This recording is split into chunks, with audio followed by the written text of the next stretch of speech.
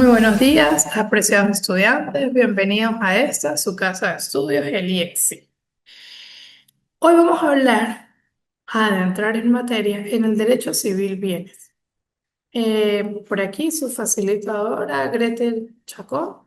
Estoy a disposición en la plataforma para cualquier eventualidad o duda que surja dentro de la materia. Cuando hablamos de derecho civil bienes, hablamos del derecho de patrimonio. El derecho de patrimonio es el conjunto de derechos actos para la satisfacción de necesidades económicas, de las cuales es titular una persona. Es decir, patrimonio es el conjunto de los deberes y derechos del contenido patrimonial. Es, por lo tanto, un conjunto de relaciones entre derechos y obligaciones. Cuando hablamos de principios, en principios, el patrimonio está constituido por un conjunto de deberes y derechos, no de bienes, ya que estos son objetos de derechos y patrimonio no lo es. Esto es una significación económica y pecuniaria y una sujeción a un titular. Los bienes deben estar establecidos dentro de el derecho. El patrimonio que está constituido tiene un conjunto de derechos y de deberes. Y no es lo mismo que por yo ser propietaria de un bien, un apartamento en propiedad horizontal, yo voy a hacer bulla, escándalo, porque resulta que el techo, el piso, de mi casa es el techo de la persona de abajo y se deben reglar. Hay deberes, porque si es verdad, hay derechos, también hay deberes.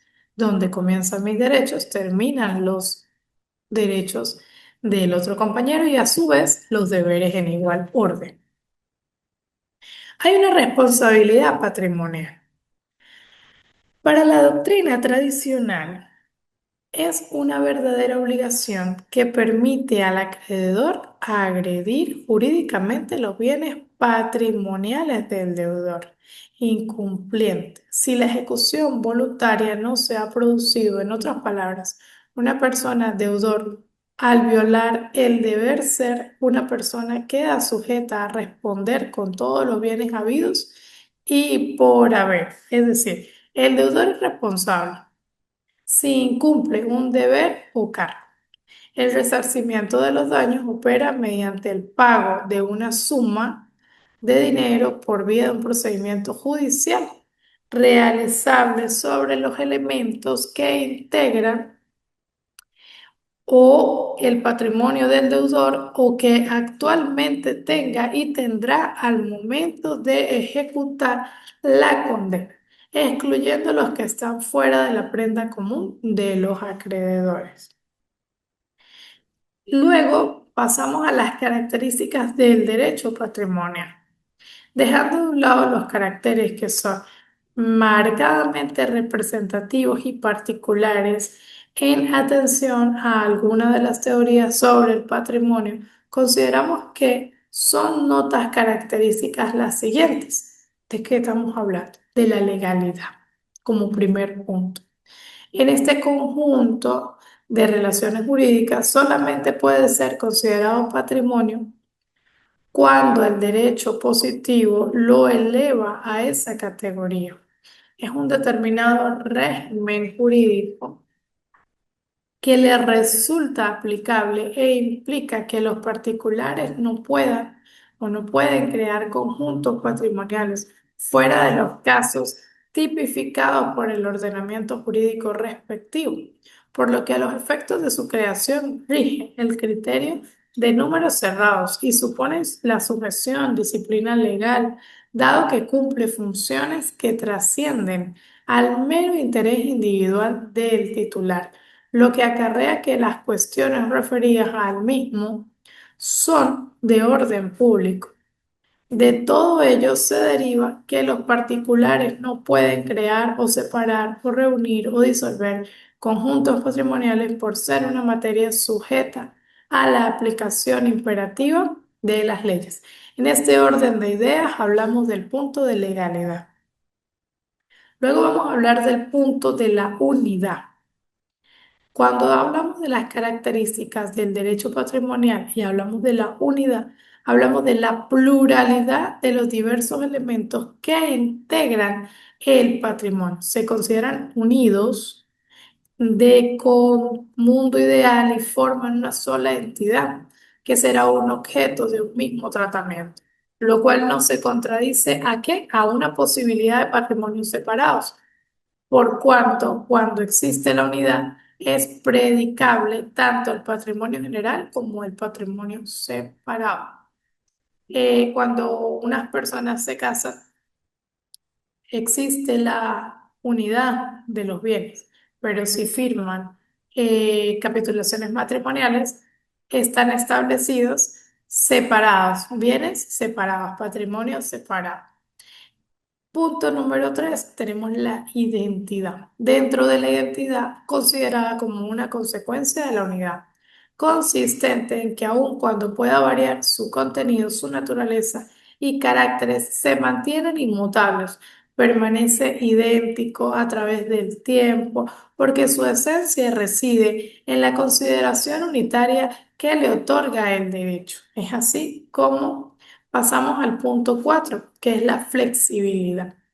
Nos demuestra cómo en esa universalidad los elementos pueden variar, desaparecer o ser sustituidos en razón de que aun cuando la voluntad del sujeto en todos los casos no es determinante en la formación del patrimonio, sí lo es en la variación de sus componentes.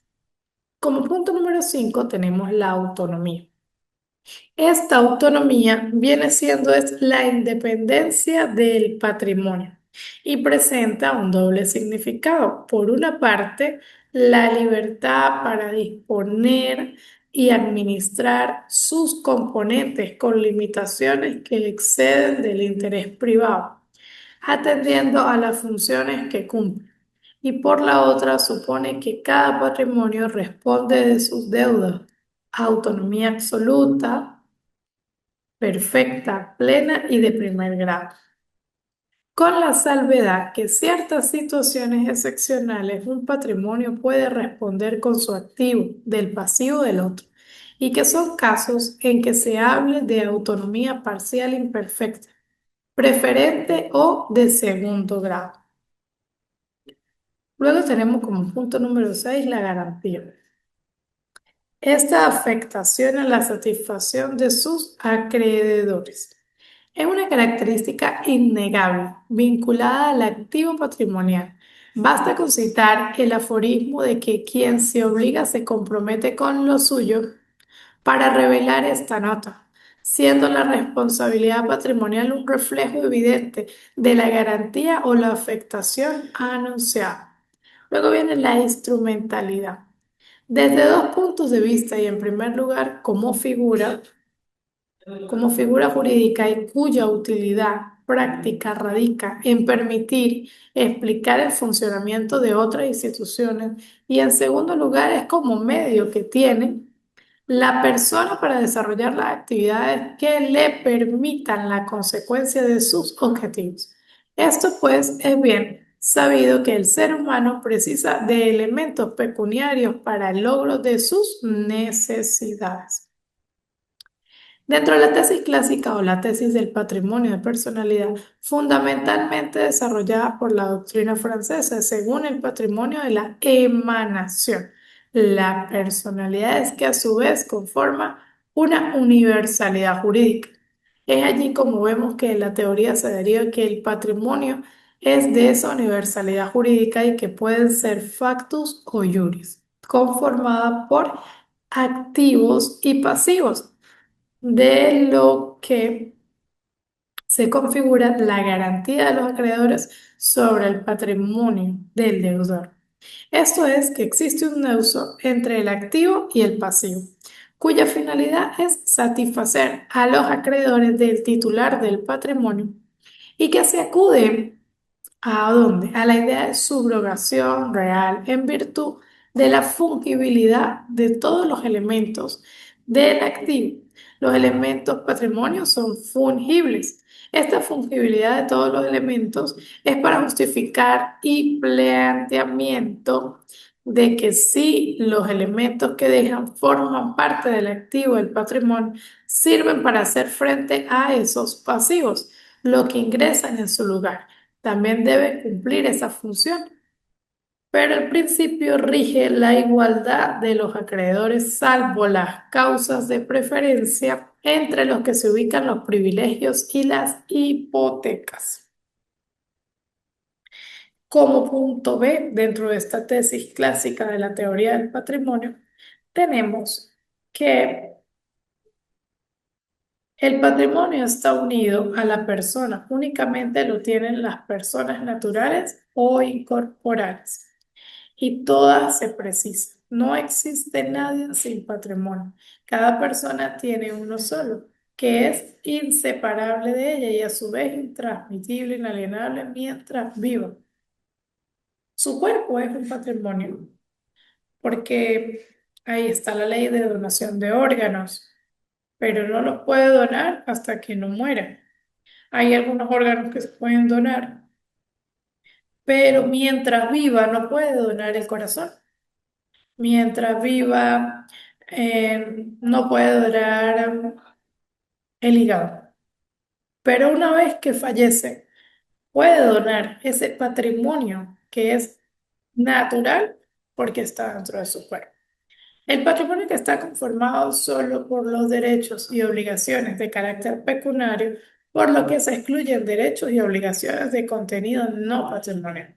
De allí que se aluda al carácter monetario de los elementos patrimoniales, por lo que estos derechos y obligaciones no patrimoniales que no sean estimables en dinero, esto es, que no presenten valor monetario y no conforman el patrimonio.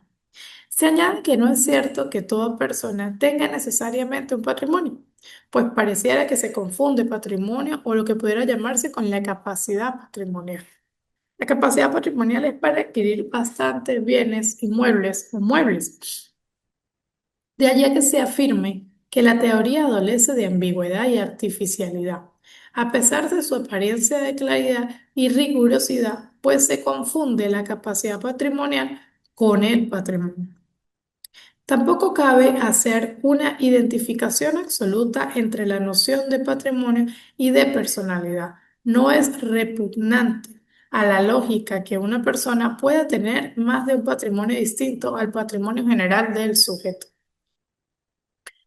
En la doctrina de la teoría del patrimonio, en la parte de afectación, esta doctrina del patrimonio de afectación no surge como crítica a la anterior, sino como una concepción autónoma inspirada en el ordenamiento germánico y también en el suizo, siendo Brins y Berger sus máximos exponentes, y señala que el patrimonio puede ser de dos clases: el patrimonio de la persona impersonal o distinto, que precisamente viene dado por la afectación a un fin. Por esta teoría, el patrimonio no se identifica con personalidades, y el patrimonio que no puede ser concebido como algo distinto a la personalidad, sino como algo inminente y objetivo, como un conjunto de bienes cuyo vínculo es la unión de una persona determinada, sino la persecución de un fin jurídico tutelado.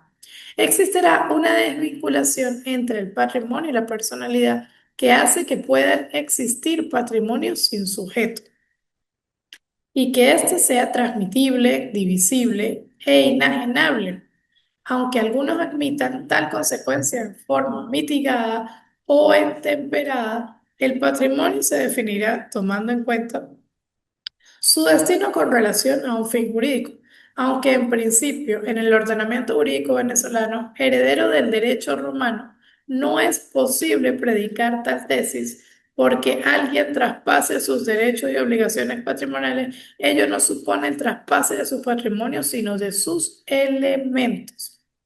Luego viene la teoría negativa o atomista. En este sentido, es representada por el sector de la doctrina que proclama la inutilidad del concepto, dado que para los partidarios de esta postura No cabe hablar de patrimonio como algo distinto de lo que los elementos lo componen. Es simplemente una expresión utilizada para designar la suma de los derechos de una persona, por lo que es lógico que no exista en los ordenamientos una sistematización unitaria de la institución y que solamente se disciplinen sus componentes respecto a la discusión en torno a la utilidad y la inutilidad de la noción de patrimonio. Son remitidos a las notas contenidas supra uno, o sea, que es supra sobre eso. Como más o menos en nuestro derecho siempre existe la teoría mixta o ecléctica, es donde establecemos tanto de una teoría como de la otra para poder realizar las normas. Entonces, dentro de la doctrina moderna, priva la tendencia a sostener una concepción amplia del patrimonio, en la que tiene cabida de los aspectos básicos de las teorías del patrimonio, personalidad, del patrimonio de afectación, por lo que para explicar la vinculación entre los elementos que integran el patrimonio, debe entenderse tanto al fin la cual el afectado como la contribución entre el titular. Los partidarios de esta teoría se encuentran Martí y Lascano, quien entiende por patrimonio un conjunto unitario de derechos y obligaciones cuya cohesión obedece a la finalidad impuesta por el ordenamiento y cuya titularidad está atribuida. Más o menos esta es la que enmarca dentro de nuestro derecho civil, dentro de nuestro derecho y ordenamiento jurídico venezolano. Los bienes, como bien sabemos, estamos en el país Venezuela. Nuestro país tiene reglas y regula este derecho. Es así como vemos que el Código Civil de Venezuela en el artículo 10 dice que los bienes muebles o inmuebles situados en Venezuela se regirán por las leyes venezolanas, aunque sobre ellos tengan o pretendan derechos personas extranjeras. Es decir, una persona de España compra un bien en el país, se rige por el Código Civil, por el registro venezolano, por todas las leyes de las cuales se enmarca en Venezuela. El derecho civil patrimonial es la parte del derecho civil que regula las relaciones patrimoniales que vienen dadas de los bienes, las obligaciones y los contratos. El derecho de los bienes constituye el aporte jurídico de una serie de problemas políticos, económicos, que conciernen en una manera directa a la sociedad y por su parte el derecho real es el poder jurídico que una persona tiene de obtener un aprovechamiento total o parcial de la utilidad económica de una cosa. Es decir, que si usted va a comprar un carro pero no lo registra y no está a nombre suyo, el carro no es suyo. Así le haya dado el dinero a quien sea, el carro no es suyo. Si usted compró una casa pero no fue al registro, no fue a la alcaldía, no se estableció como propietario del apartamento, del bien, de la casa, no es suyo. Está ocupando, haciendo uso goce, pero no puede tener ese disfrute porque no lo puede vender y no es oponible a terceros. Viene según el Código Civil, en el artículo 525, las cosas que pueden ser objetos de propiedad pública privada son bienes muebles o inmuebles. Los bienes muebles son vehículos automotores, aeronaves, barcos, teléfonos celulares, computadoras, guitarras eléctricas, acústicas, entre otros. Entre otros, todo. Línea marrón, línea blanca, cosas de la casa son bienes muebles. Bienes inmuebles, casas, edificios, árboles, terrenos, minas, entre otros. Cosas. El fuego, el aire, el agua. Es indudable que cada uno sea utilizado. Estas cosas son cosas, pero son de la naturaleza, no le pertenecen a nadie. Son de todos. El aire para todos respirar, todos lo necesitamos y todos aprovechamos el aire, aunque no lo vemos, todos aprovechamos el aire. El agua la pagan como un servicio público, pero todos utilizan, o sea, todos son dueños de ese vital líquido. Es indudable que cada uno es utilizado por el hombre para satisfacer necesidades básicas necesarias para su existencia. Pero ¿acaso podríamos ser dueños de alguno de estos? Otro ejemplo de cosas serían los planetas. La utilidad de los mismos sería meramente científica, pero no podríamos bajo ninguna circunstancia ser dueños de ellos. Por ahí hace algún tiempo, hace algunos años, establecieron que pues podrían o estaban los artistas comprando terrenos en Marte. De allí a donde queda registrado que ellos son dueños de los terrenos en Marte, por lo tanto, no es de esas circunstancias, son cosas que se inventan para crear marketing o para crear sus situaciones, pero deben existir registros, deben existir situaciones y pues incluso vivir en esos países, en esos planetas, perdón, es algo que todavía la NASA está en investigaciones para poderlo hacer. Por ende, no podemos ser dueños de los planetas, no podemos ser dueños del fuego, no podemos ser dueños del aire. Todo eso le pertenece a todo el planeta Tierra, inclusive. Bueno, muchas gracias, apreciados estudiantes.